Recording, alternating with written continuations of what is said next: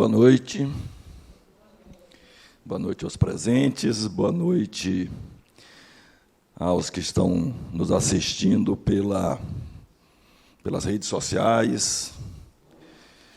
Me chamo Marcos Sintra, essa não é a minha voz normal, eu estou afônico, mas nada que vá nos impedir de conversarmos um pouco sobre um dos que eu considero pilares basilares da doutrina espírita. Talvez só menos importante do que Deus, porque Deus é o que cria os espíritos. Mas os espíritos é um dos pilares basilares do espiritismo.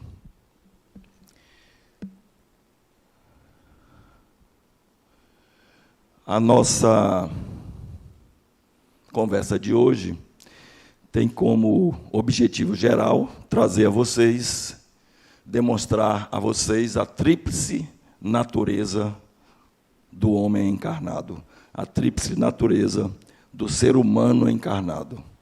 O ser humano encarnado é formado de 3 naturezas. E até o final da aula, nós conheceremos quais são essas naturezas.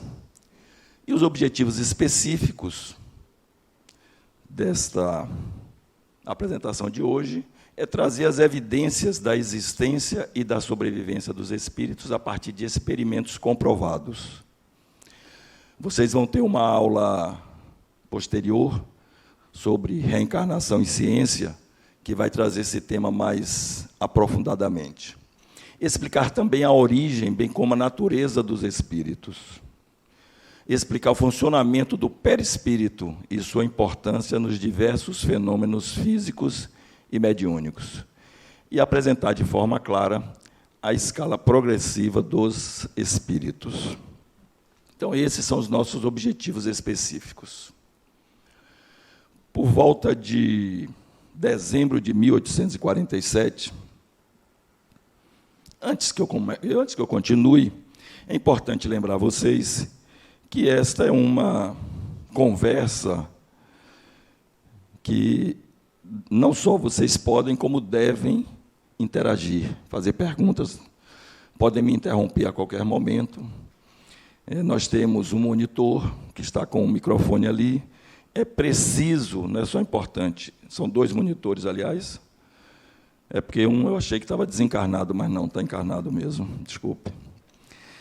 Então, não só é importante, como é preciso que vocês falem ao microfone, porque quem está em casa nos assistindo pelas redes sociais precisa ouvir a pergunta de vocês, porque senão eles vão ficar somente com a resposta. Então, é importante, nós vamos ter calma, vamos ter paciência, para que os monitores cheguem até vocês quando quiserem fazer qualquer pergunta, qualquer questionamento, ou qualquer pronunciamento. Então, por volta aí de dezembro de 1847, num condado chamado Hydesville, no estado de Nova York, nos Estados Unidos, iniciou-se o que a gente entende, considera, como um momento-chave da força trazida pelos espíritos para que eles passassem a se apresentar, passassem a se mostrar ao mundo.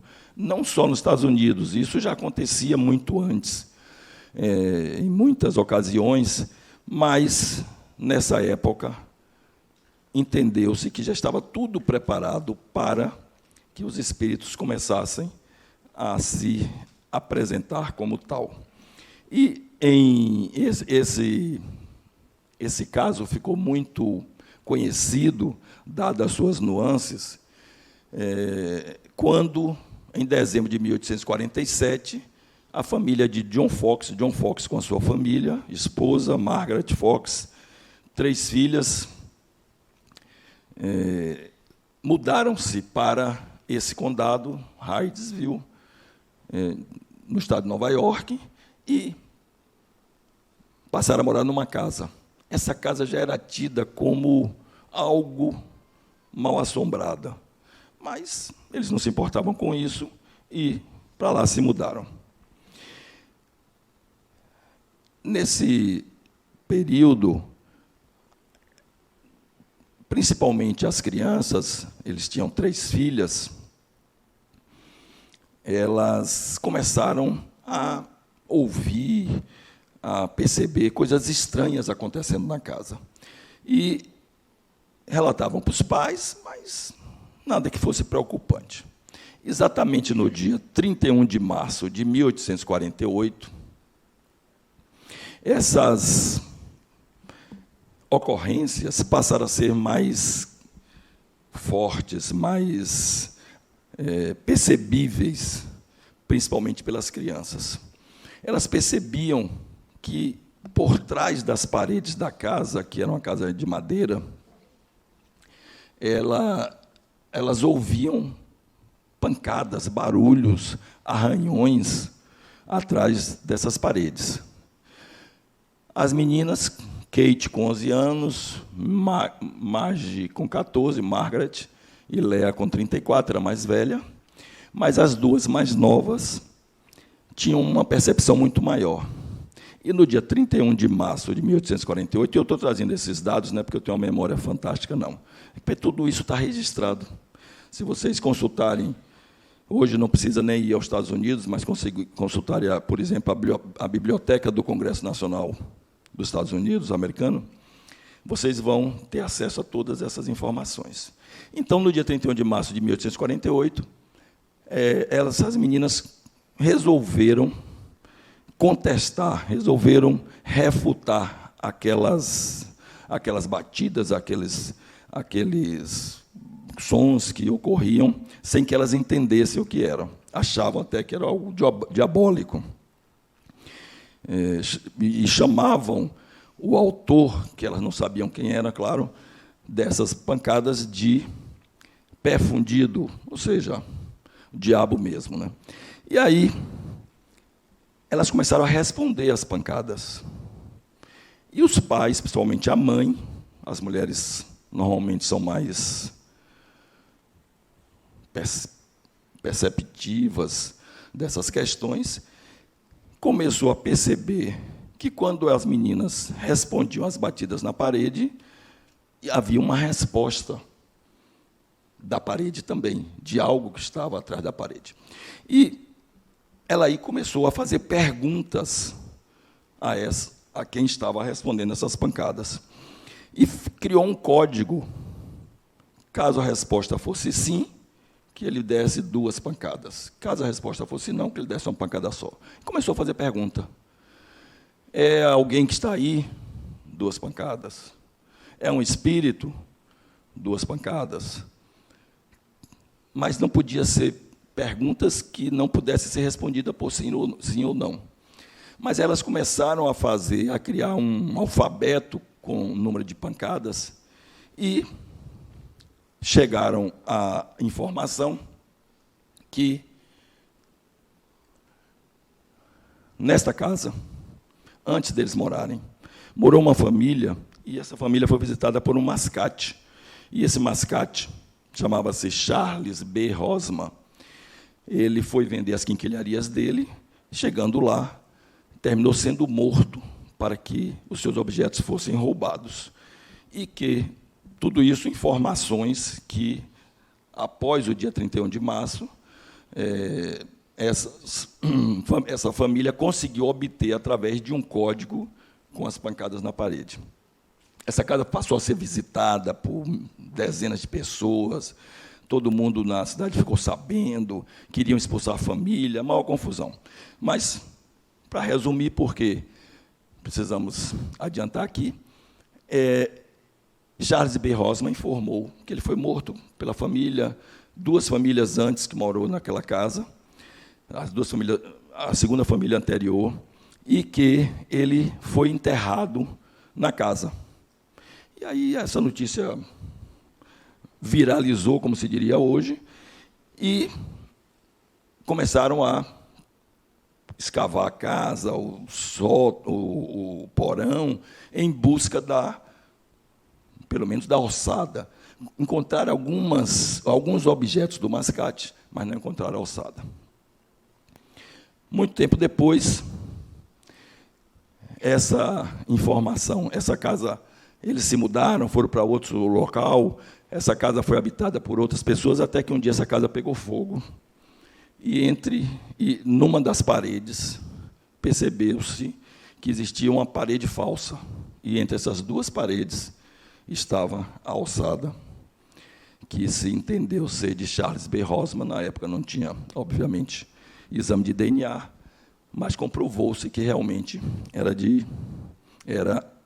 verídica a história que foi contada através daquelas pancadas. Então, essa foi a primeira forma de comunicação mais assertiva que ocorreu entre espíritos desencarnados e encarnados. Depois, pouco mais, alguns anos depois, 1851, 52, 53, começaram na Europa, principalmente, mas em outros países, Turquia, começou-se a algumas sessões, que passou-se a chamar de mesas girantes, onde os espíritos se comunicavam. E nessas sessões, inclusive, a mesa levitava, essa mesa também, às vezes, uma mesa pequena, só com 3 pernas, era colocado um alfabeto, A, B, C, D, 1, 2, 3, 4, e essa mesa saía se deslocando, e dessa forma iniciou-se a informação entre espíritos desencarnados e encarnados. Iniciou-se, que eu quero dizer, acentuou-se. Né? Depois, essas comunicações foram progredindo, passou-se a escrita direta, etc., etc., que vocês vão ver em outros ciclos, que isso evoluiu muito e rapidamente. Então, estas foram as primeiras ações, digamos assim, mais contundentes dos espíritos para que eles se fizessem conhecidos. Né? Voltando à questão da natureza tríplice do espírito, do ser humano, então o ser humano é formado por um corpo físico, por o perispírito e pelo espírito. Ou seja, eu, espírito, você possui um corpo físico e um perispírito. Esse corpo físico e esse perispírito são os elementos necessários à sua convivência com o mundo material. É necessário para que você possa perceber o mundo material, possa ter a sensibilidade do mundo material. Perispírito vem de peri, que significa em redor, em torno, uma palavra grega, e espíritos, que é uma palavra latina, que significa espírito. E essa mesma palavra espíritos, que é do verbo inspirare, significa sopro. Sopro, assoprar. Então, essas são as conceituações de corpo físico, perispírito e espírito. O corpo físico, vocês todos certamente sabem, conhecem muito bem, ele é material, ele sofre por desorganização, ele se desorganiza com o tempo e ele se decompõe com o tempo. É formado por aproximadamente mais de 70% de água, e ele se desorganiza e se decompõe. Então, é importante que Denise, por exemplo, perceba claramente que Denise não é este corpo físico que eu estou vendo aqui. Denise é um espírito imortal que está se utilizando deste corpo físico. Este corpo físico é necessário para que você possa vivenciar o mundo material. Ok? Mas você, espírito imortal, não é somente Denise. Denise faz parte de você, espírito imortal. O corpo físico, como eu coloquei, é um veículo através do qual o espírito se manifesta. E ele possui um princípio vital, o princípio que lhe dá vida. Quando ele perde esse princípio vital, o corpo físico, por ser matéria, morre e se decompõe. Volta a ser átomo. Volta a compor a natureza. Ninguém, ao desencarnar, leva esse corpo físico para casa, entre aspas. Leva esse corpo físico para a dimensão espiritual. Esse corpo físico se decompõe e permanece no nosso planetinha. O perispírito é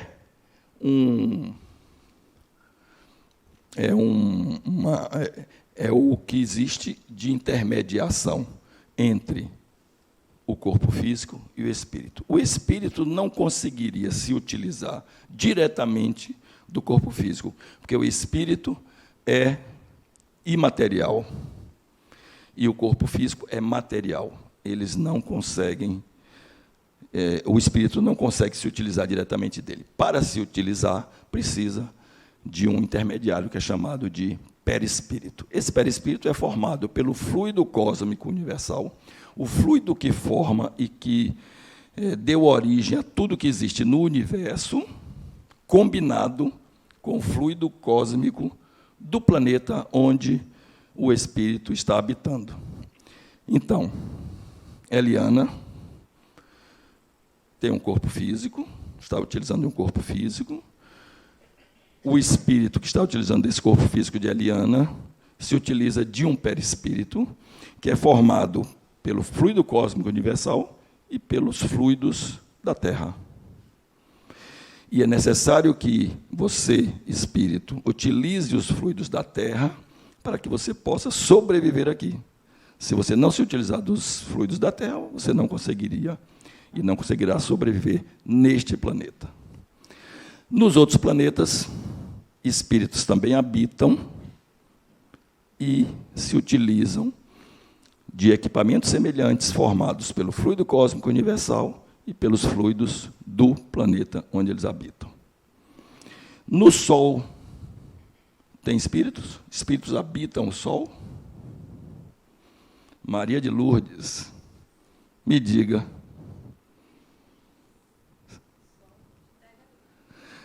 Deve habitar. Com certeza habita. Todos os locais do universo, em todos os locais do universo, os espíritos se utilizam.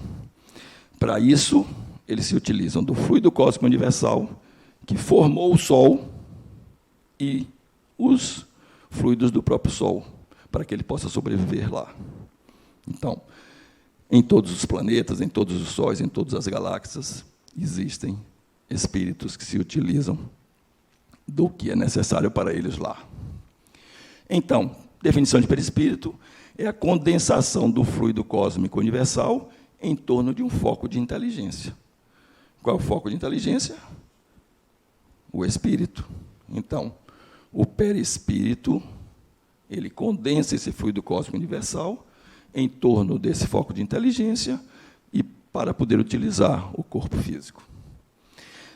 Perispírito não é algo exclusivo do espiritismo. Kardec cunhou o termo perispírito, mas aqui vocês vão ver dezenas de outras palavras, outros termos que caracterizam o perispírito.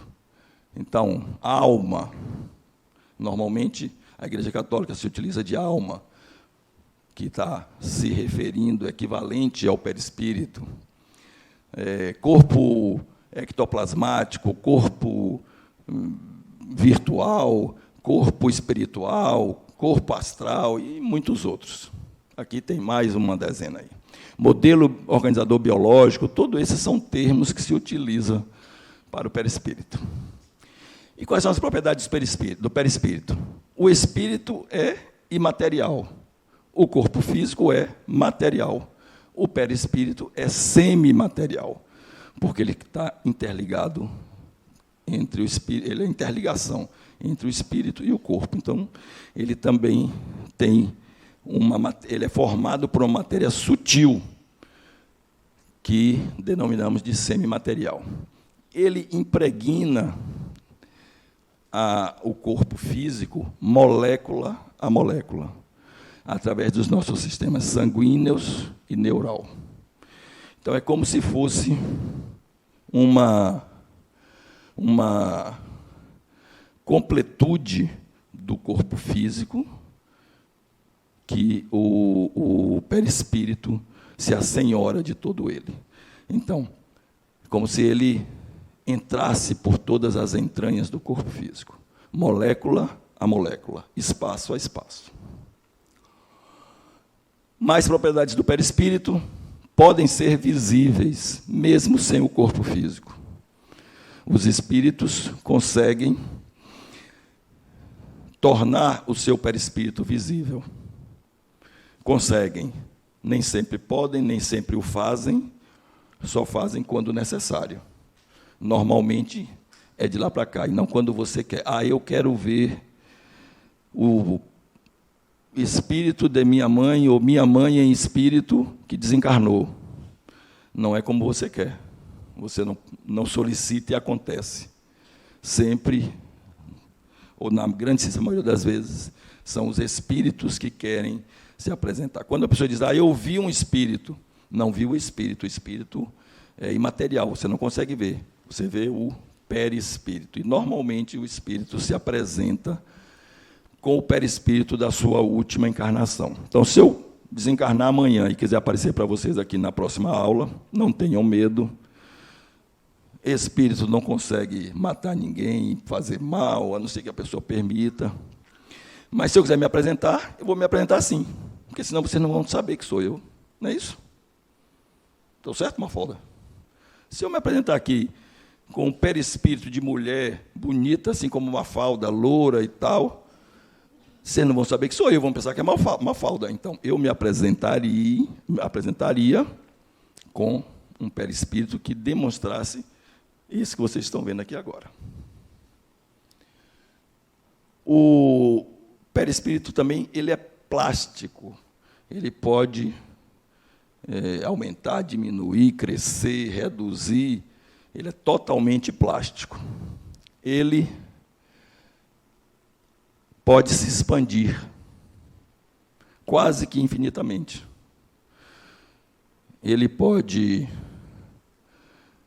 Eu posso estar aqui, posso desdobrar e e apresentar o meu perispírito em São Paulo, em Nova York, na Lua, quase infinito. Ele pode se expandir.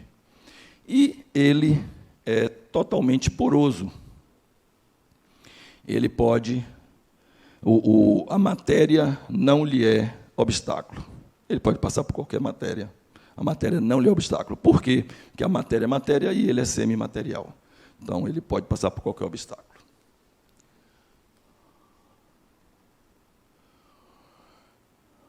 Mais propriedades do perispírito. Eles são moldáveis pelo espírito. Então, como eu falei, se eu desencarnar amanhã, mas quiser me apresentar aqui, mas me apresentar para assustar vocês, eu posso moldar o meu perispírito de forma a que assuste vocês. Então, o perispírito é moldável pelo espírito, mas não é como ele quer. Todos nós temos o poder de impedir que um espírito qualquer possa nos fazer mal, possa nos assustar, qualquer coisa que a gente não queira, nós temos esse poder. Então, não é como ele quer. Isso é uma via de mão dupla. E o perispírito, ele se depura por evolução. Quanto mais nós vamos evoluindo, aquilo que o nosso coordenador falou aqui, quanto mais nós vamos pensando no melhor para o outro, quanto mais nós vamos mudando as nossas energias, mais o nosso perispírito vai se depurando, chegando a ponto do espírito puro não precisar mais de um perispírito.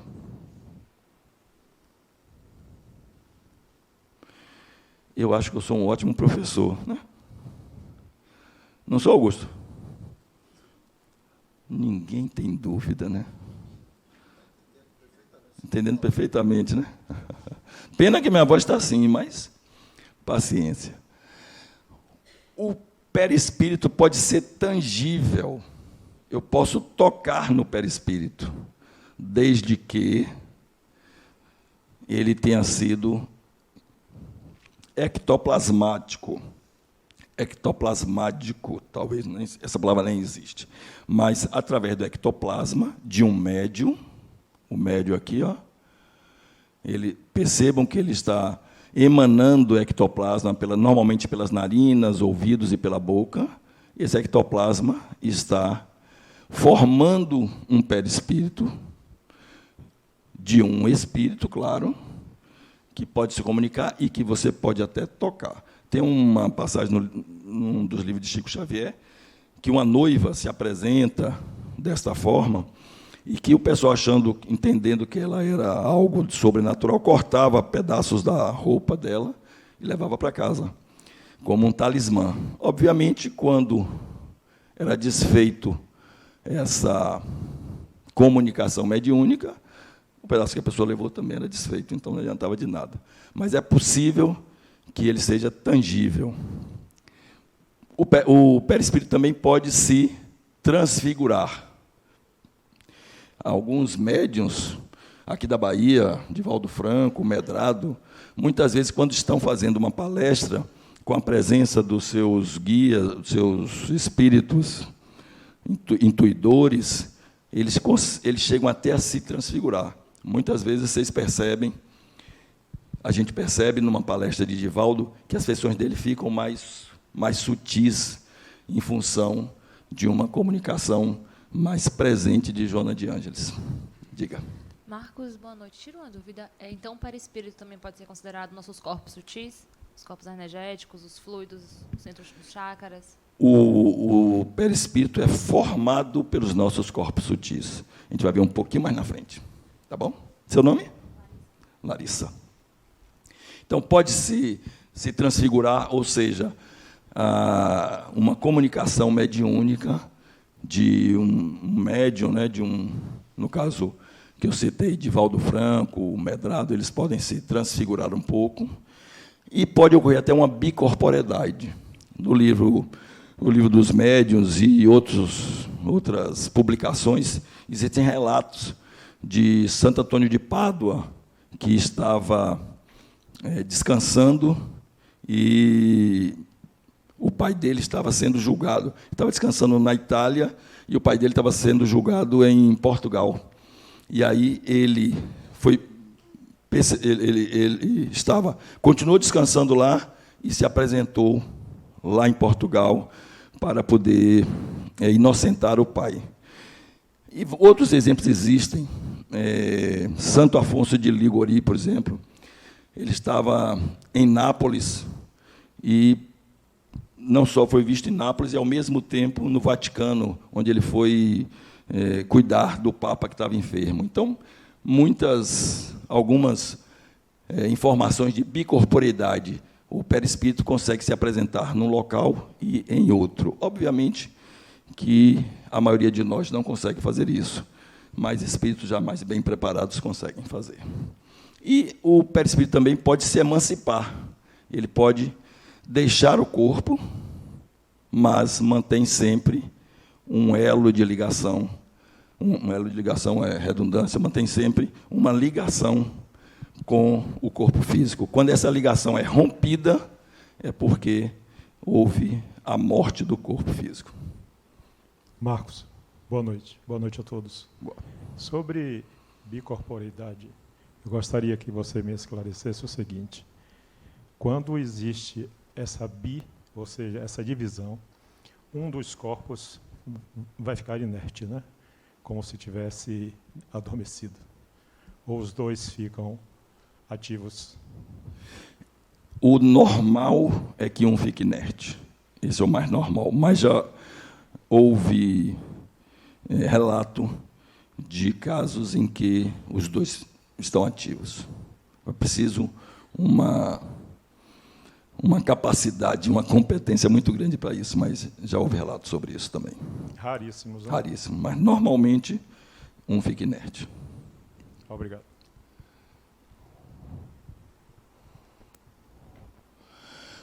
perispírito também se degenera por desequilíbrios. Então, quando não cuidamos do nosso corpo físico, nós podemos chegar ao ponto de prejudicar o perispírito. No caso, por exemplo, de um caso extremo, suicídio, onde o suicida dá um tiro na cabeça. Ele pode ali estar degenerando o perispírito, e essa degeneração vai se apresentar na encarnação seguinte. Então, apesar do corpo físico ser somente o corpo físico, ele é extremamente importante. Precisamos cuidar muito bem do nosso corpo físico, porque não só ele vai nos proporcionar vivenciar toda essa encarnação, mas também, caso nós o prejudiquemos de forma muito desequilibrada, isso pode ser transferido para o próximo perispírito que o espírito vai se utilizar. Marcos. Oi. O perispírito, ele pode ser aqui com essa degeneração, tem algum processo que possa recuperar ou cuidar desse perispírito? Sim. Várias formas são possíveis.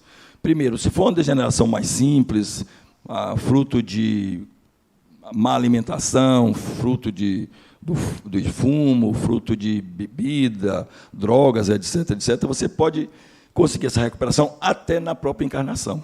Basta mudar os hábitos. Aí você vai mudar os hábitos com o tempo, o corpo físico vai se recuperando e o perispírito também. Mas, em casos mais graves, por exemplo, como eu citei de um suicídio, onde isso se refletiu na reencarnação seguinte, na encarnação seguinte, certamente, o espírito escolheu um novo personagem para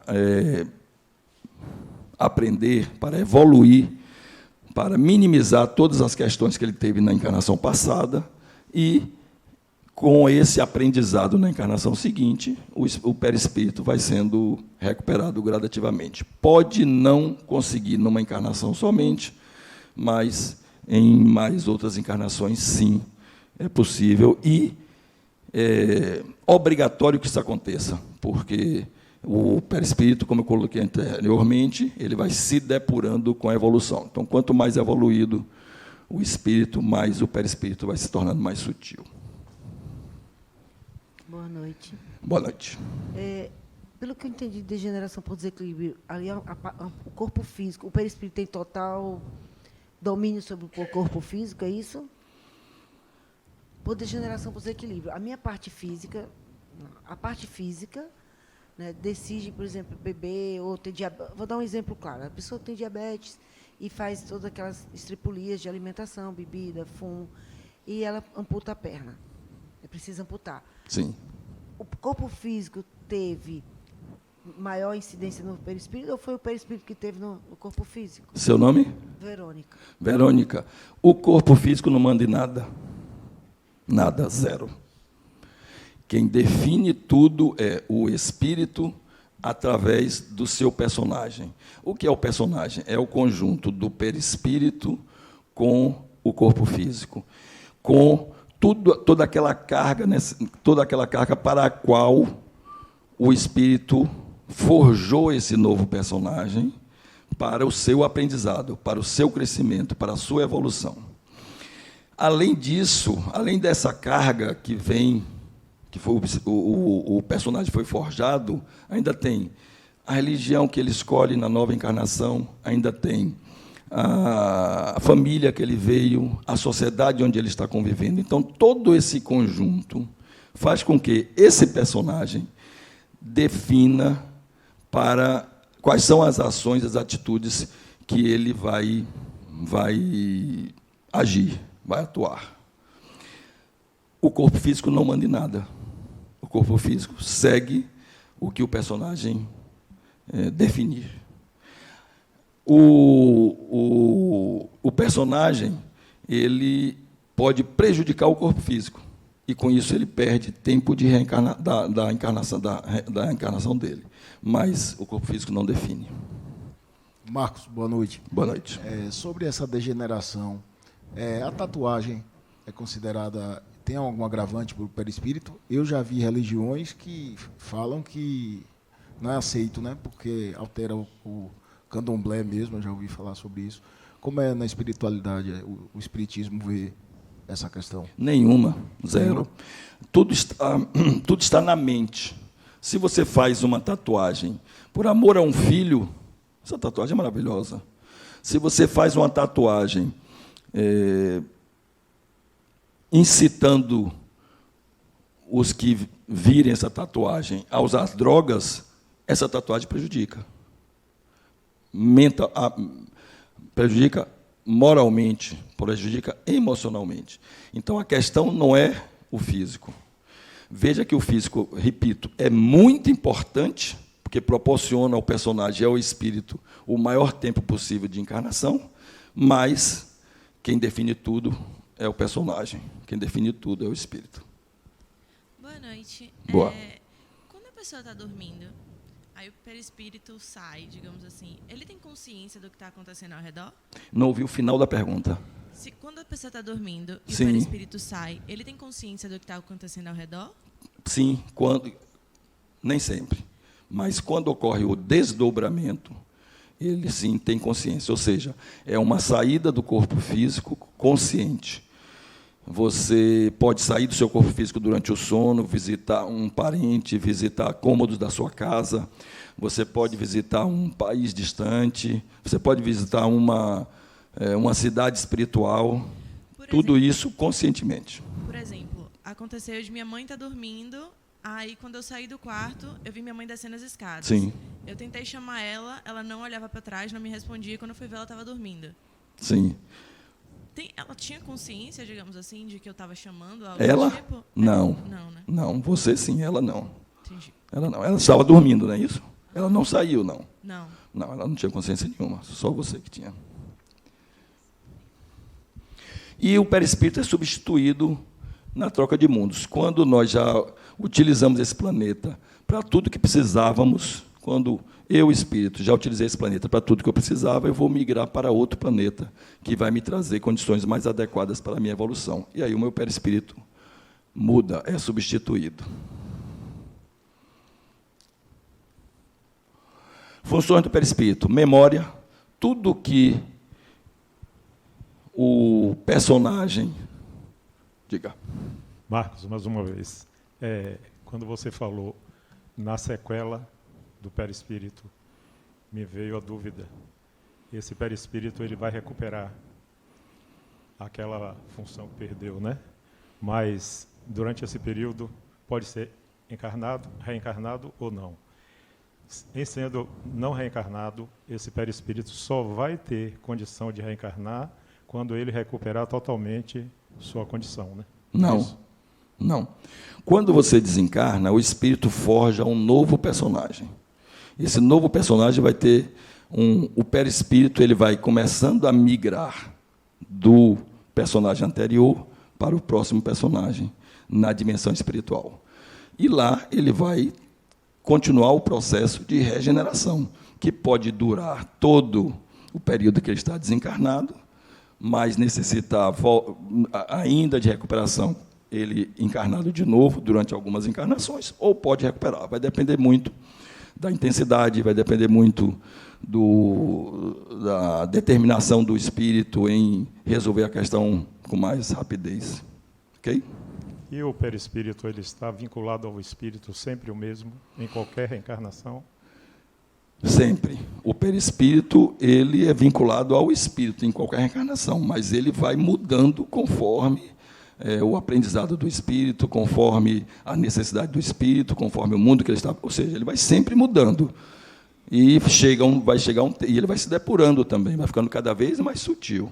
E vai chegar um tempo que ele nem precisar dos perispíritos, vai precisar. Mas ele é, digamos assim, do espírito. É o espírito quem cria esse intermediário com o corpo físico. Obrigado. Então, função do perispírito, a memória, toda a nossa vivência não só na dimensão material, como na dimensão espiritual, é gravada no perispírito. Quando você reencarna, essa memória ela é reprimida. Você não lembra do que aconteceu na sua reencarnação anterior, e nem poderia lembrar, nem deveria. Então, mas tudo está gravado na memória perispiritual. O perispírito, quando o espírito está desencarnado, na comunicação entre espíritos, um percebe o nível evolutivo do outro através do perispírito. Então, ele define uma posição evolutiva. A comunicação é sempre mental, e dessa forma eles conseguem perceber esse posicionamento, e ele é o órgão sensitivo do espírito.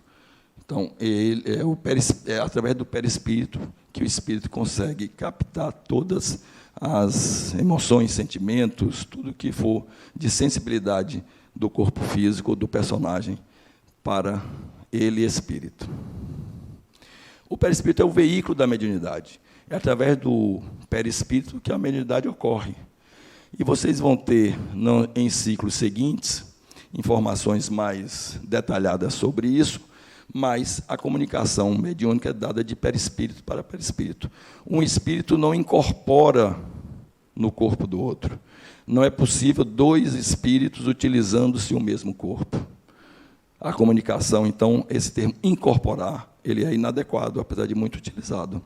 A comunicação é dada de perispírito a perispírito. Então, se eu estou desencarnado, eu quero me comunicar com Denise, eu faço uma expansão do meu perispírito que encosta, se comunica com o de Denise, e aí a comunicação é feita através desse mecanismo. Então, se quiser me comunicar com a médium Denise, através da médium Denise, eu não incorporo no corpo de Denise. O corpo de Denise é exclusivamente utilizado pelo perispírito, pelo espírito que forjou esse personagem Denise. Funções do perispírito. Reparação. Uma pessoa que seja tetraplégica, o seu perispírito não é tetraplégico. O corpo físico é que é tetraplégico. Se uma pessoa, como citou Verônica, perder a perna, amputar a perna, por um bom tempo o perispírito continua intacto. Tanto que muitas pessoas que perdem um membro relatam que continuam sentindo, perdeu a perna, mas continuam sentindo o dedão do pé. E isso é possível através do perispírito. E ele se liga com o corpo físico através de um sistema que é conhecido como cordão fluídico, tem outros nomes. Ele faz essa ligação. Quando o espírito desencarna, esse cordão é rompido. Se ele for rompido naturalmente, ele fica bonitinho e tal. Se ele for rompido a partir, por exemplo, de um suicídio, ele é esgarçado. Então, existem relatos na literatura espírita de espíritos que estão desencarnados com o cordão esgarçado, que significa que houve um rompimento violento. Então, essa é a ligação sempre enquanto o espírito estiver encarnado. Ele pode se separar do corpo, viajar milhares e milhares de quilômetros, e, como esse cordão fluídico faz parte do perispírito, ele é também extremamente expansível. Débora quer falar. Ele é extremamente expansível, então, ele pode se deslocar, ir à Lua, e ele vai continuar vinculado ao corpo físico. Diga, Débora. Bem, boa noite. Boa noite. Tá ligado? Ah, não, tá ligado. Eu acho que eu perdi uma parte. Eu entendi que quando a gente desencarna, eu não sei se estou certo, o perispírito ele some ou ele continua existindo? Continua existindo, e ele vai se amoldando ao novo personagem que foi forjado pelo espírito para ser utilizado na dimensão espiritual. Então, na dimensão espiritual, não tem um corpo físico. O espírito se apresenta na dimensão espiritual através do perispírito.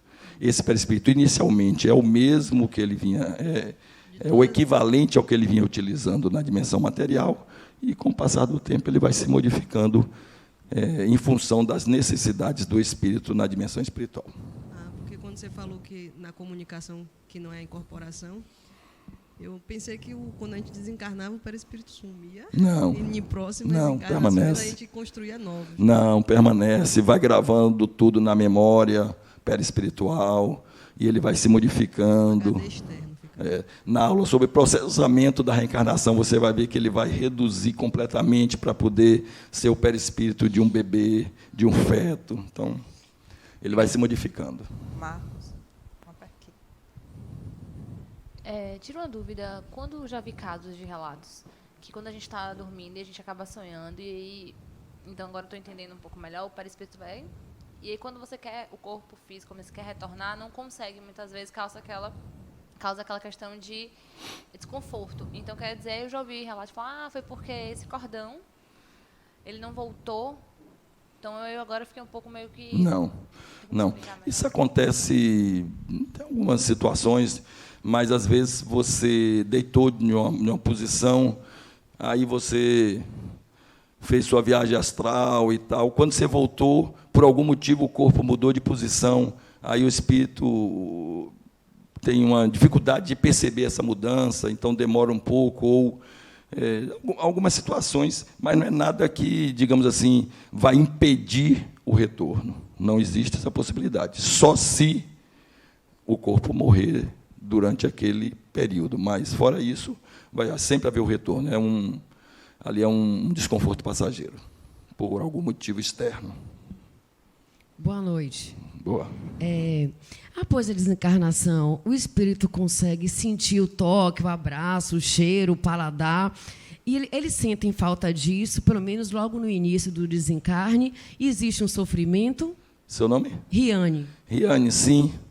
Passa por tudo isso, existe sofrimento, ele fica querendo as mesmas coisas que tinha na Terra, fica querendo, achando que o marido ainda é dela, que a esposa ainda é dele, que a casa é dele.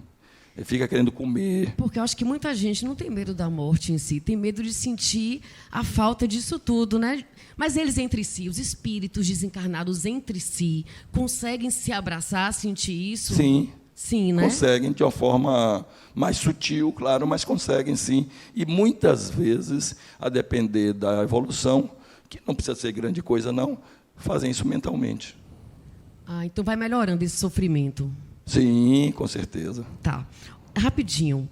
Quando desencarna, o espírito ele lembra de tudo que aconteceu nas últimas encarnações dele ou só da última? Tudo que for necessário é importante. Ótimo. Tudo. Última. No sono, se durante a madrugada, assim, qualquer sono, a pessoa acorda sempre muito desesperada, com medo, gritando, pode ser o quê? O medo do desdobramento, do que vai ver?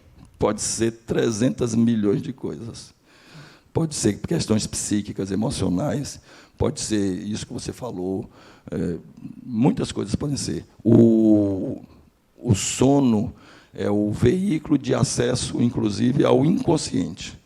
Então, quando você dorme, o corpo físico dorme, o seu espírito o espírito não dorme. Então, ele vai trabalhar, ele vai fazer um monte de coisas. E, nesses momentos, você pode acessar o seu inconsciente. E tem muita coisa no seu inconsciente que você não gostaria de saber, que esse personagem não gostaria de saber. Então, obrigada. Pode ser muita coisa. Marco, eu. Com licença. Sobre a primeira pergunta que ela fez, tem um filme que é interessante, Os Outros. Sim. Que é bom para você assistir, que você vai ter certo que é de Hollywood, né? Tem uma fantasia. Inicialmente esse filme parece que é de terror, mas não é. Pode assistir tranquilo. Bom, o perispírito ele se reduz na reencarnação. Está vendo aqui aquilo que eu falei? Uma representação do perispírito na encarnação passada. Na seguinte, ele precisa se reduzir a um óvulo, depois a um bebê. Então, ele se reduz na reencarnação. Vocês vão ter mais detalhes sobre isso na aula sobre processamento da reencarnação.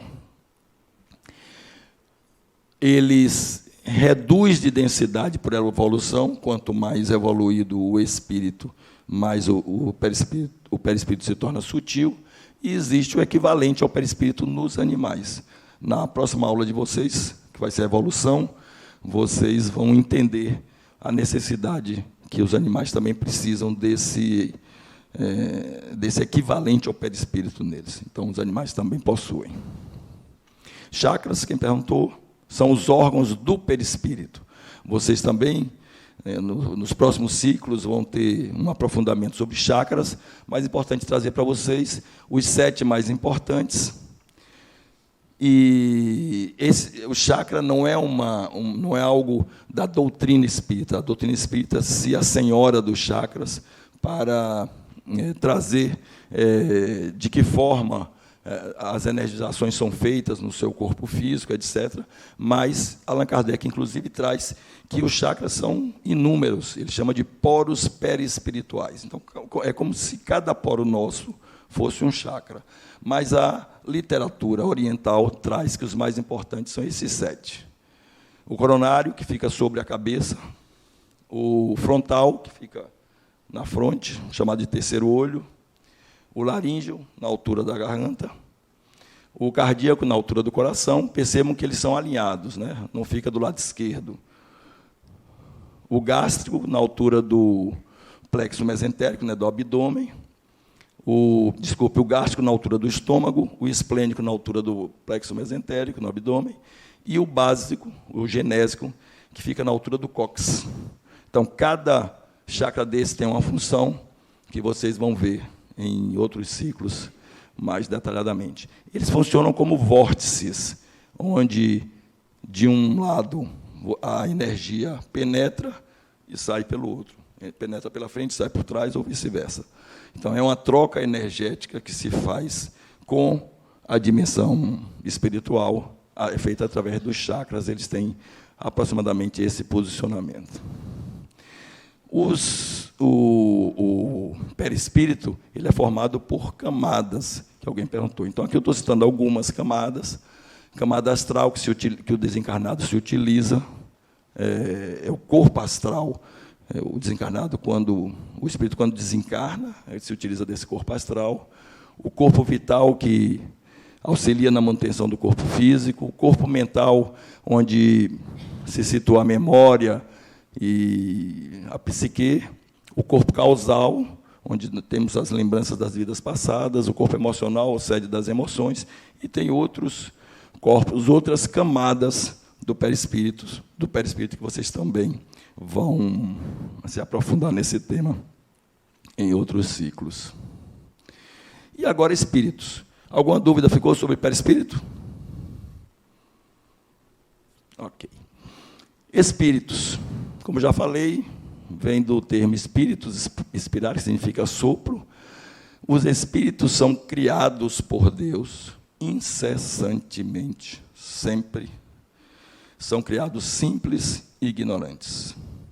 E, com o tempo, vão adquirindo as habilidades com suas várias encarnações, e essas habilidades é quem fazem com que ele aprenda, apreenda, internalize e evolua.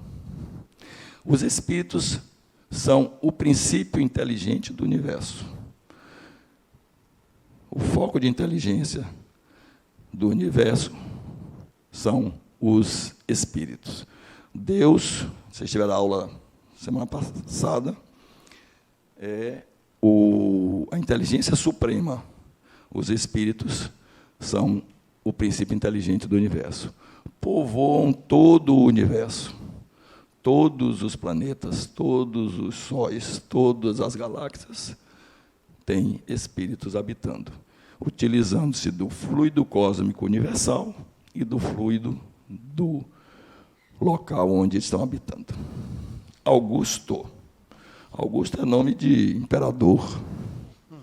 Mas nem tanto. A minha pergunta é: por que a humanidade não consegue perceber que todos os planetas são habitados? Eu vou lhe dar uma resposta pragmática, porque não vê. E nós, humanos, temos a tendência a só crer no que vê. Quantos de nós aqui temos a certeza absoluta que somos espíritos imortais? Quantos de nós aqui, nessa sala, fazendo o curso básico, temos a certeza de que os espíritos existem, de que somos espíritos?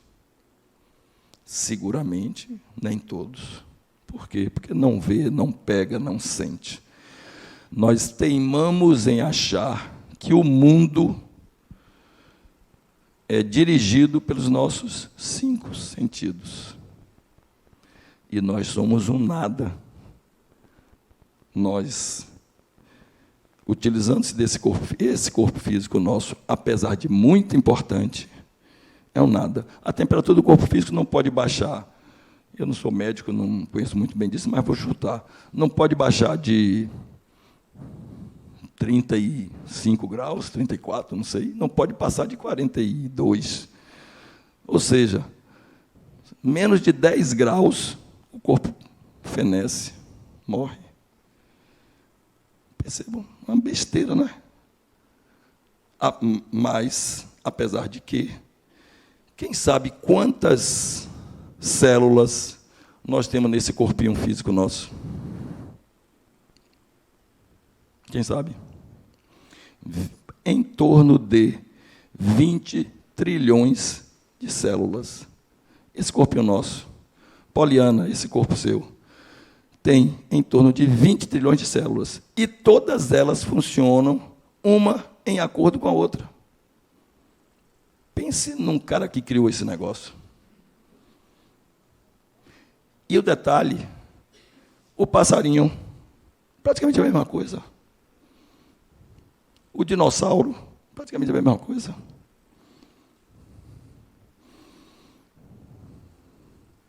Mas a gente teima em achar que somos o supremo, o superior, né, Augusto? Só Augusto que é superior, que é imperador. Mas os demais, né? O povo do universo são capazes de utilizar um corpo físico através do seu perispírito. Os espíritos, quando encarnados, são chamados também de alma. Isso aí é uma tradição que vem do catolicismo e tal. No próprio livro dos Espíritos se cita, se fala sobre alma e tal. Mas, quando encarnados, se fala que o espírito tem alma. Quando desencarna, é a alma que existe, né? Mas é só uma semântica. São imortais, nunca morrem. Nasceram, foram criados. Então não são eternos, porque foram criados por Deus, mas nunca morrem. Os espíritos são imortais. O corpo físico vai mudando. Os personagens vão mudando. O aprendizado vai se completando. Mas o espírito nunca morre. Somos individuais. Porque a partir do momento que Deus criou, a primeira experiência de cada um é completamente diferente do outro. E as experiências de cada espírito são completamente diferentes das dos outros. Então, somos uma individualidade. Os espíritos não têm corpo. São incorpóreos e são racionais. Foco de inteligência, são racionais. Os espíritos não se dividem. Então, você não pode pegar um espírito e dividir em 3, em 4, em 5. Ele é único e vai ser sempre ele. Não tem sexo. Cada personagem formado pelo espírito pode ter o sexo que for necessário, que ele achar mais adequado para o seu aprendizado. Então, Lúcia, hoje, o espírito está utilizando um corpo físico feminino, chamado Lúcia. Na próxima encarnação, pode ser um corpo físico masculino, chamado João, e pode ir mudando conforme a necessidade do espírito. Se deslocam pela velocidade do pensamento, dimensão espiritual se deslocam pela velocidade do pensamento, e a matéria não lhe é obstáculo. Então, o espírito, como ele é imaterial, a matéria não lhe é obstáculo. Evoluímos continuamente. Não existe possibilidade do espírito involuir. Todo o aprendizado que lhe foi útil, que ele aprendeu, nunca perde. Está gravado na memória perispiritual. Pode não utilizar numa encarnação seguinte, mas está gravado ali e um dia ela vai ser utilizada quando necessário. Então, evoluímos continuamente. Os espíritos são criados incessantemente por Deus. Eles são criados e vêm para a Terra. Não, a Terra é um grão de areia. Pode ir para qualquer local do universo, mas eles são criados incessantemente. E são de natureza ainda desconhecida pelo homem, pelo ser humano, pela ciência. Microfone para Verônica. Ela levantou, mas só eu vi. Ela levantou timidamente. Então, se eles são criados sem sentimentos, por exemplo, aqui tem, pode nascer alguém com um espírito que sem memória, tipo, a primeira vez está encarnando, é isso? Sim, eu só vou modificar um pouco a forma que você colocou. Então, o espírito não nasce, ele é criado por Deus. Então pode ser criado um espírito, vou refazer então. Sim. No nosso meio aqui, por exemplo, nesse momento da Terra, do Brasil, de Salvador, né? Sim. Pode ter espíritos que estejam vindo pela primeira vez em suas vidas? Pode, mas você vai apertar o facilitador da aula de sexta-feira que vem. Porque ele pode vir, porque ele vai se utilizar de elementos do reino mineral. Poder pode. Mas aí você aperta ele, que ele explica melhor, tá bom?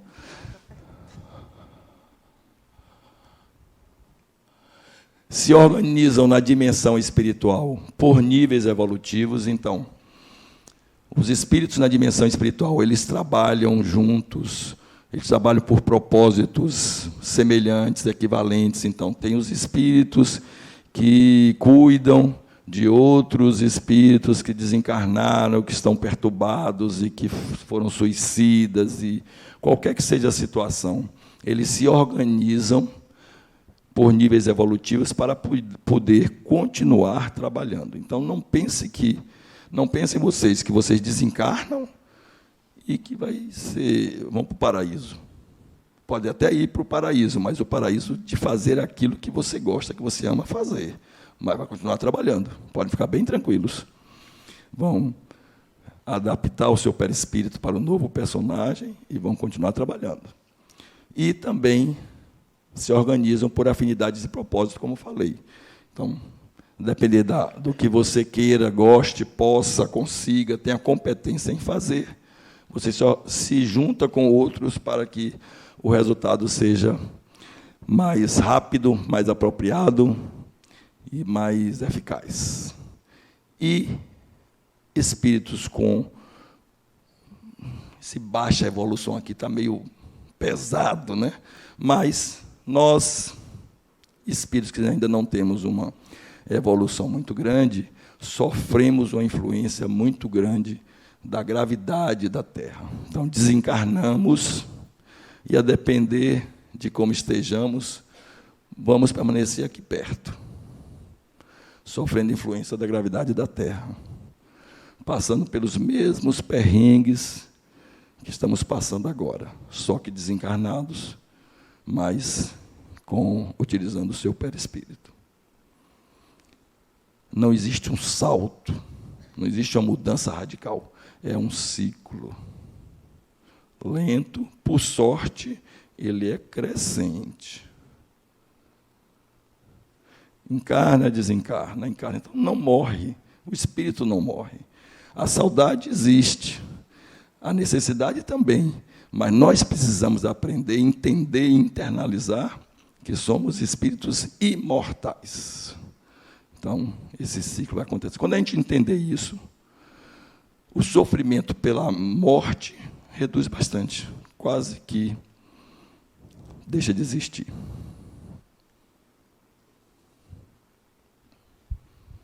Boa noite. Boa noite.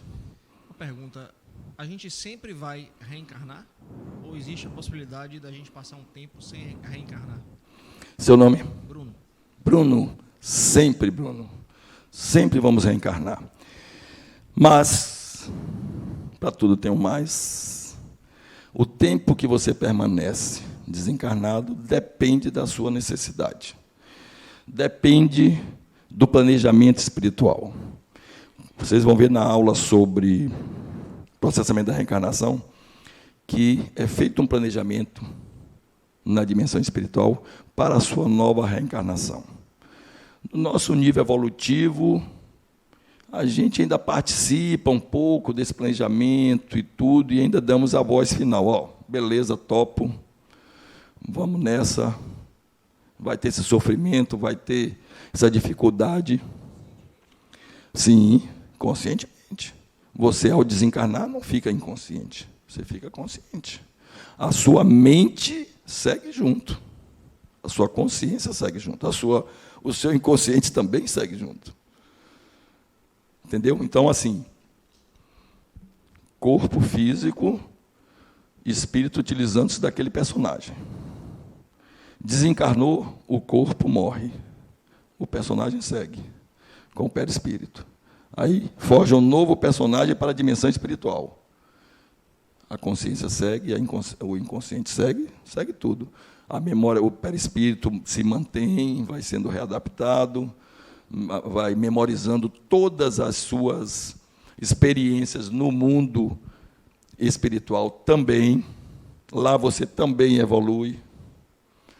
Então, é como eu falei, né? É esse ciclo que a gente precisa entender.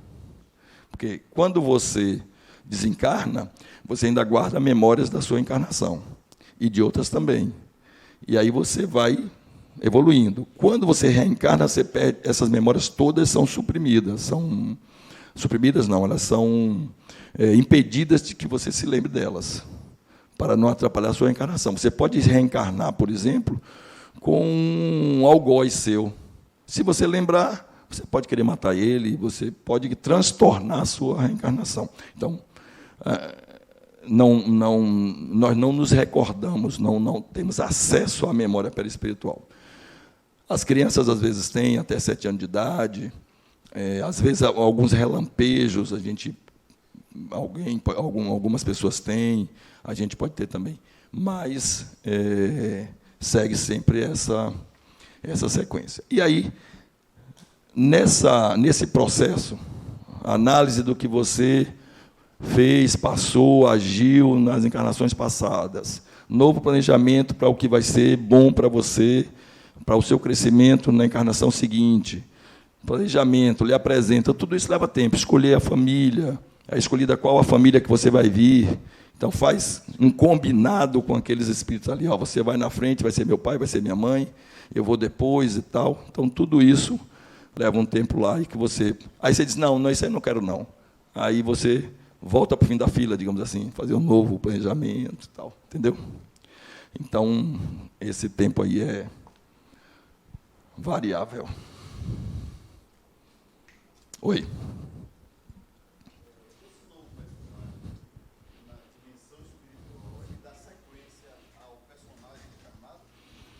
Dá sequência ao propósito.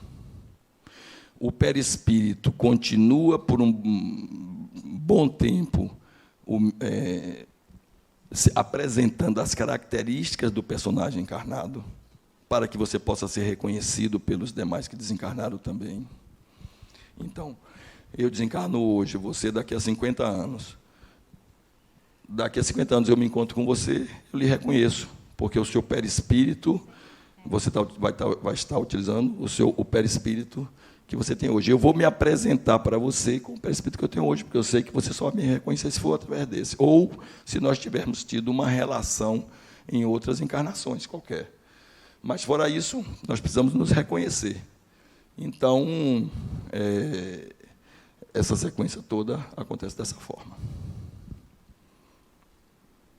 Marcos, Oi. eu não entendi direito o que você quis falar sobre essa influência gravitacional da Terra.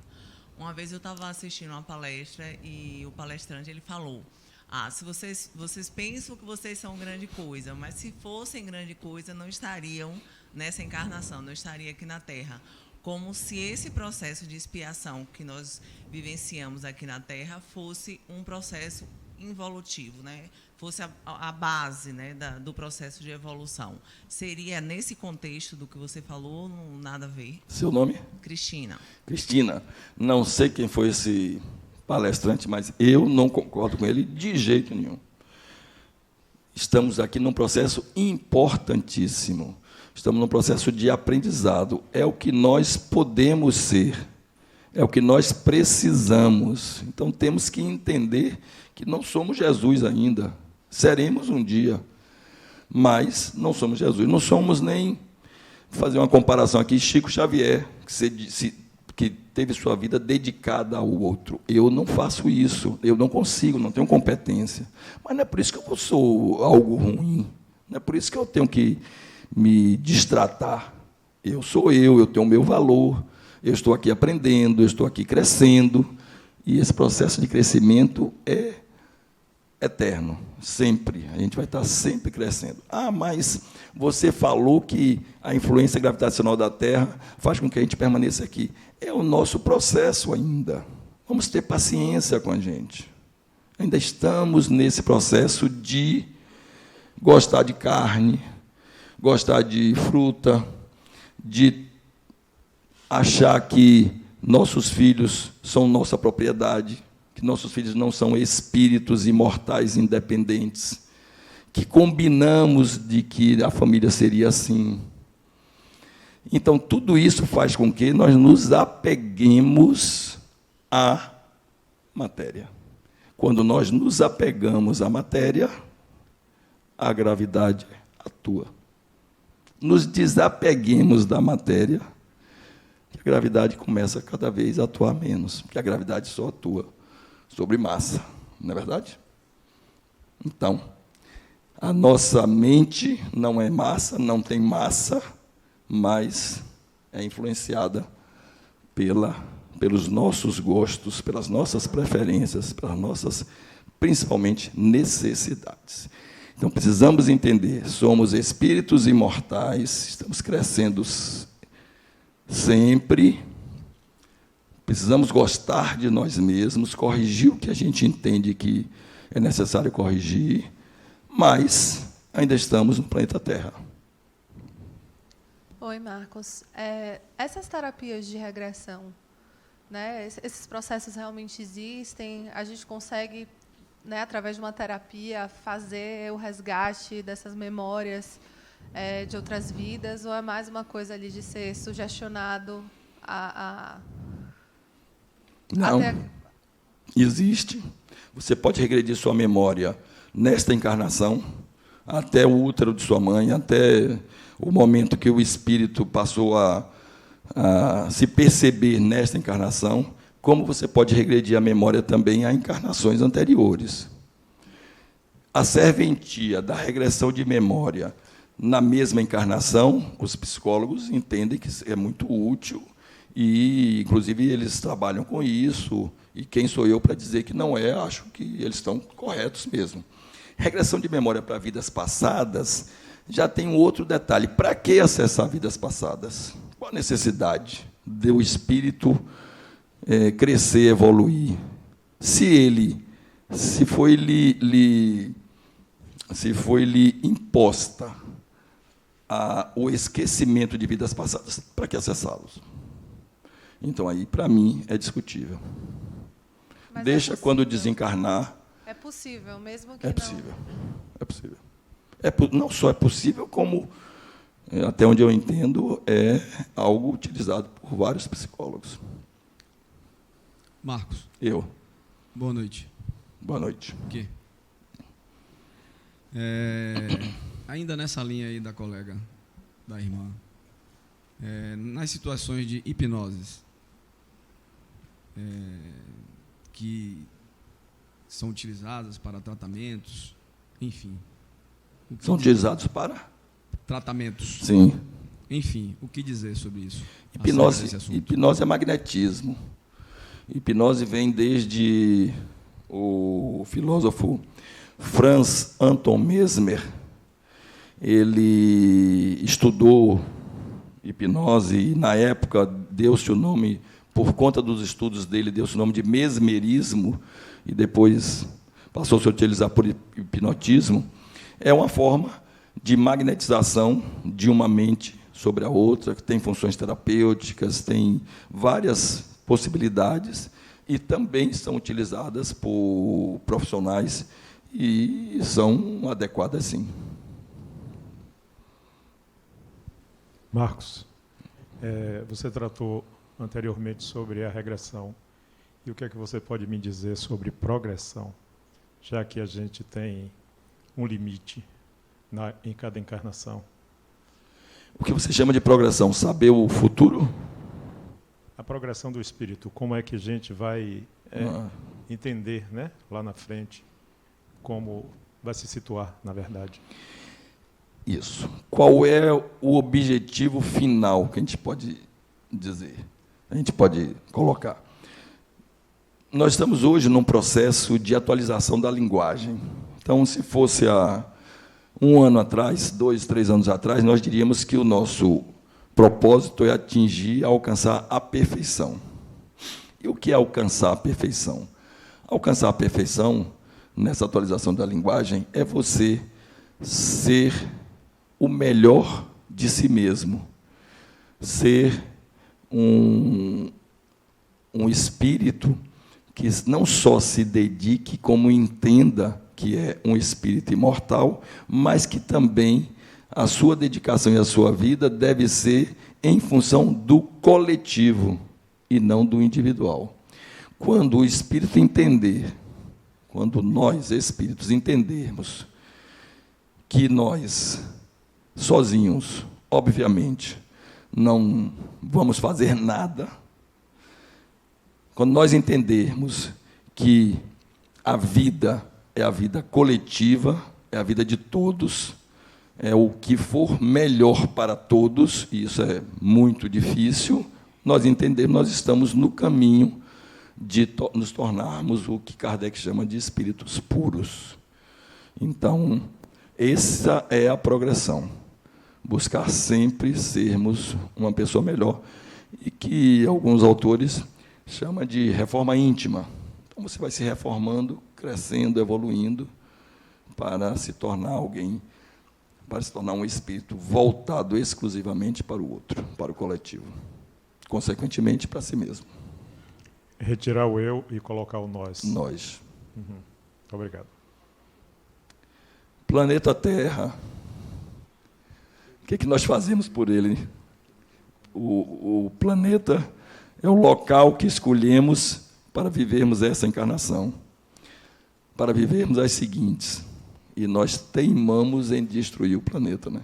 Teimamos em destruir. Então, quando nós pensarmos que o planeta está aqui, que a gente vai precisar dele ainda durante muitas e muitas e muitas encarnações, a gente vai passar a cuidar melhor dele também, né?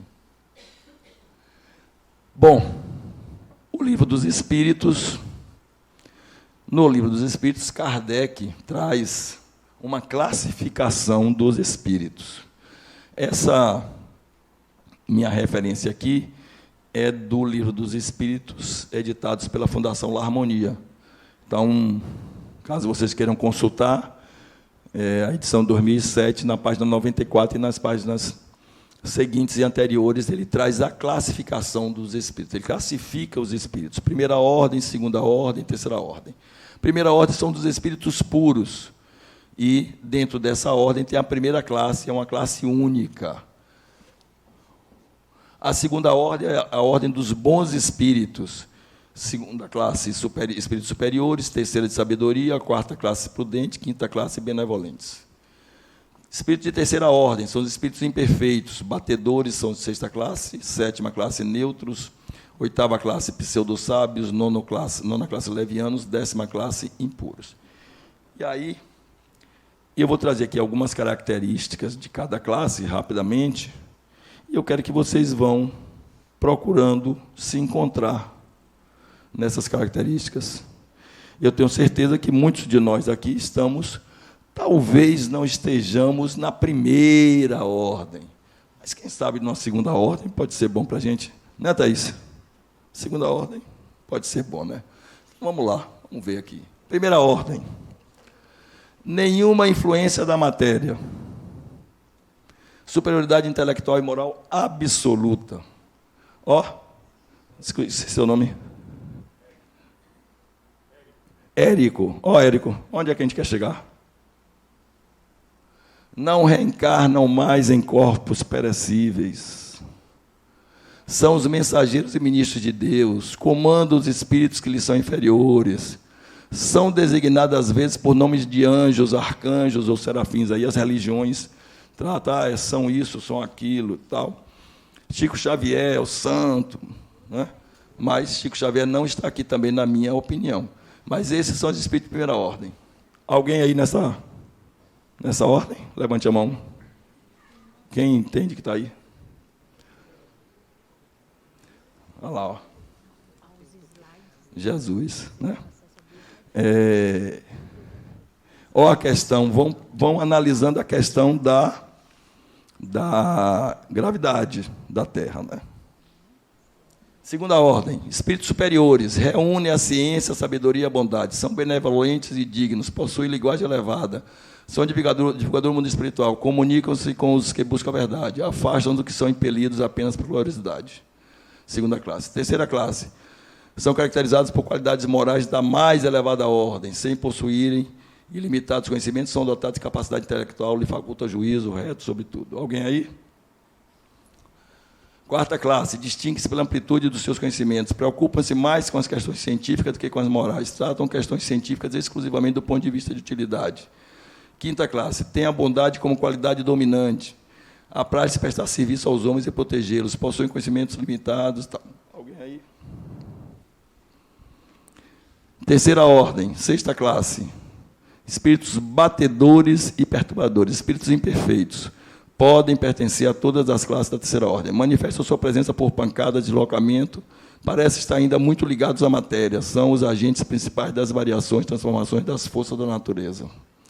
Sétima classe, não são bastante bons para só fazer o bem, espíritos neutros, nem maus para só fazer o mal, inclinam-se tanto para um lado quanto para o outro. Não se elevam acima da condição humana comum, prendem-se às coisas do mundo material e lastimam sua perda. Eu estou por aqui. Eu acho. O pessoal está tímido. Eu acho que eu estou por aqui. Viu? Sétima classe. Olha a questão da evolução. Olha a gravidade. Ó.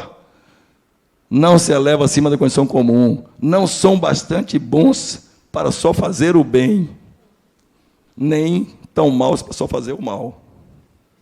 Mas tem mais aqui para escolher. Ó. Oitava classe, pseudo-sábios. Possuem conhecimentos amplos, mas acreditam que sabem mais do que realmente sabem. Tendem a enganar os outros, não se libertam da presunção do orgulho. Levianos, ignorantes, maliciosos e consequentes. Envolvem-se em tudo e respondem a tudo sem se preocupar com a verdade. Décima classe. São inclinados ao mal e fazem dele objeto de suas preocupações. Dão conselhos falsos, provocam a discórdia e a desconfiança. Se ligam a pessoas de caráter mais fraco, a fim de prejudicá-las. Nas manifestações, utilizam linguagem trivial e grosseira. Apresentam sempre indícios de inferioridade moral e intelectual. São comumente designados sob o nome de demônio, gênio do mal, espírito do mal. Quando encarnados, são inclinados a vícios, tais como os da sensualidade, crueldade, mentira, cobiça, hipocrisia e avareza sórdia. Fazem o mal por prazer, muitas vezes por ódio ao bem. São flagelos para a humanidade. Tem espírito desse na planeta Terra? Ó, décima classe da terceira ordem. Ainda temos espíritos dessa categoria no planeta Terra. Vocês entendem agora a questão da gravidade? A influência da matéria? A dependência extrema da matéria? A dependência extrema de querer só para si e não para os outros? Então, vejam, ó, a diferença. Desculpa. Vejam a diferença, ó. Décima classe, para um espíritozinho neutro, ou para um espírito sábio, ou para um superior, reúnem a ciência, a sabedoria, a bondade, são benevolentes e dignos, possuem linguagem elevada e sublime. Tem desse espírito aqui no planeta Terra? Raros, mas tem, não é? Alguns missionários. Mas muitos se apresentam assim, mas tem questões outras a cuidar em encarnações seguintes. Então, não deixam de ter a necessidade de reencarnar, ainda no planeta Terra. E aí, qual é a escolha de vocês? Não quero saber, viu? É só para vocês guardarem. Isso aqui está no Livro dos Espíritos, viu? Desse jeitinho aí, quase. É só consultar, analisar onde você está e onde você quer chegar. Quanto mais próximo da primeira ordem, da segunda ordem a gente chegar, menos efeito da gravidade nós vamos ter ao desencarnar, menos dependência da matéria vamos ter, e mais vamos nos entender espíritos imortais, que estamos passando por ciclos, cada vez evoluindo mais, cada vez mais buscando a benevolência, a bondade, prestação de serviço ao outro, se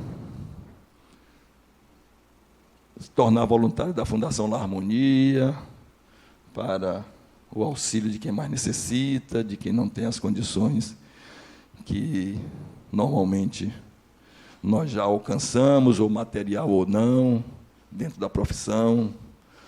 Então, obviamente que não é só na Fundação La Harmonia, qualquer que seja a atividade voluntária ou atividade em prol do outro, isso torna mais fácil, mais rápido o aprendizado. Agora, é interessante que eu fiquei me perguntando, será que a gente, ao invés de pensar na gente, ficou pensando em enquadrar alguém próximo, assim, peraí, deixa eu ver onde fulano está. Eu vou achar é agora. Não, né? Façam isso. Né? Não eu só fiquei assim, isso. será que estão trabalhando o autoconhecimento?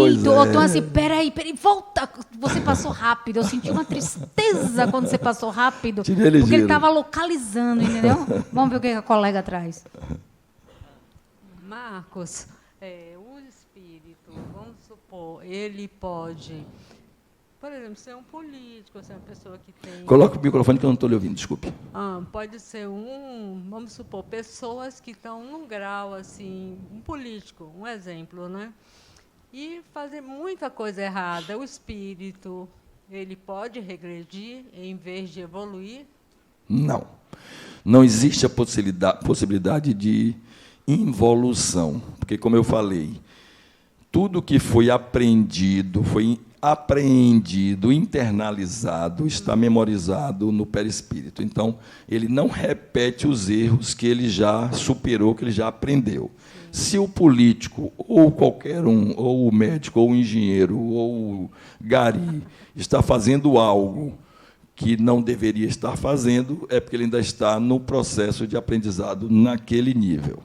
Não significa dizer que um político, um engenheiro, um médico, ou gari, ou qualquer um que esteja cometendo algum tipo de equívoco de determinada ordem, não possa ser um espírito já bastante evoluído em outro tipo de situação, em outro tipo de aprendizado. Tem um livro, Os Exilados de Capela, que informa que Hitler foi um espírito de nível elevadíssimo no planeta Capela, e só que intelectualmente. E migrou para a Terra para trazer benefícios com a sua sabedoria no planeta Terra. E foi o desastre que foi, porque ele tinha um aprendizado moral muito baixo, um nível moral muito baixo. Então, Hitler pode ser citado como um exemplo de um espírito muito evoluído por um contexto e absurdamente atrasado em outro contexto. Ele não regrediu, ele simplesmente não tinha alcançado ainda esse nível. Mas quando o perispírito, né, vai encarnar novamente, ele vem numa situação, aí nesse caso, inferior intelectualmente na posição que ele tinha na vida anterior, ou não? Não. Para ele poder evoluir, para ele poder conseguir... Vou te dar um exemplo para ver se esclarece rapidamente. Por exemplo, um espírito que pode ser altamente evoluído, ele reencarna como um indígena. Porque ele reencarnou como indígena, ele é inferior?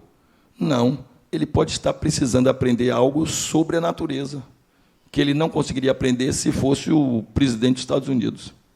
Entendeu? Então, assim, nunca olhe alguém pelas suas atitudes, querendo entender o nível evolutivo dela. Porque esse nível evolutivo moral, pode ser intelectual, uma variação bastante grande. Então, sempre olhe o outro como um espírito que, tanto quanto nós, está querendo também crescer e evoluir. Certo, ok? Obrigada. Bom, pessoal, aqui é a nossa bibliografia. Eu agradeço a vocês e deixo aqui a bibliografia, caso vocês queiram consultar. Marcos, por gentileza, alguém se identificou com o espírito da primeira classe? Não vou dizer quem foi. Ela quer tirar uma foto. Você pode botar lá? Posso. A gente tomou posse, gente. Tomou posse, primeira classe. Está na ULI. Perfeito. Pronto. Obrigada, professor. Todo mundo te olhando com uma inveja. Porque eles são da terceira classe. Só você primeira. Oh, Jesus. Coitada da bichinha. Obrigado a vocês. Nós